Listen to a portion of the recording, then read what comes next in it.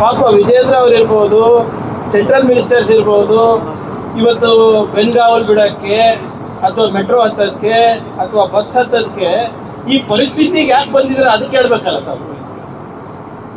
ಈಗ ಈ ಪರಿಸ್ಥಿತಿಗೆ ತಂದು ನಿಲ್ಲಿಸಿದ್ದು ಯಾರು, ಯಾಕೆ, ಹೇಗಾಯಿತು ಅದು ಇಂಪಾರ್ಟೆಂಟ್ ಅಲ್ಲ.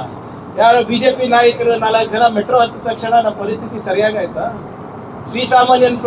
ಶ್ರೀಸಾಮಾನ್ಯರಿಗೆ ಯಾವ ರೀತಿ ಆರ್ಥಿಕ ಹೊಡೆತ ಆಗಿದೆ ಮೋದಿಯವರ ನೀತಿಗಳಿಂದ ಅಂತ ಅದ್ರ ಬಗ್ಗೆ ನಾವು ವಿಮರ್ಶೆ ಮಾಡಬೇಕಲ್ಲ. ಅವರಂತೂ ಹೋದ್ರು. ಈಗ ಮಿಕ್ಕಿದಲ್ಲಿ ಒಳ್ಳೆ ಸುದ್ದಿ ಇದ್ರೆ ಬಂದು ರಾತ್ರಿ 8:30 ನಿಮ್ಗೆ ಹೇಳ್ತಾರೆ. ಯಾವಾಗ ಕೈ ಸುದ್ದಿ ಇರ್ತದ ವಿದೇಶಕ್ಕೆ ಹೋಗ್ಬಿಡ್ತಾರೆ. ಇದ್ಯಾಕೆ ಹೇಳಿಲ್ಲ 3 ರೂಪಾಯಿ ಜಾಸ್ತಿ ಆಗ್ತಾ ಇರೋದು? ಪರೀಕ್ಷೆ ಪೈ ಚರ್ಚೆ ಮಾಡ್ತಾರ, ನೀಟ್ ಅಕ್ರಮ ಆದಾಗ ಓಡೋಗ್ತಾರ.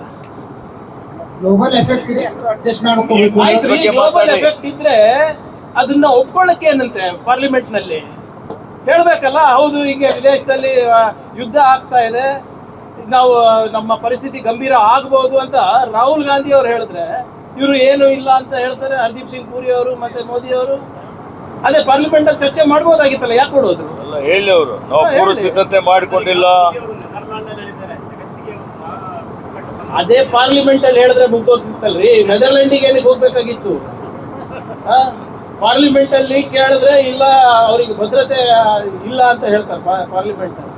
ಏನ್ ಸರ್, ಪಾರ್ಲಿಮೆಂಟ್ ಅಲ್ಲಿ ಉತ್ತರ ಇಲ್ಲ, ಪ್ರೆಸ್ ನಲ್ಲಿ ಉತ್ತರ ಇಲ್ಲ.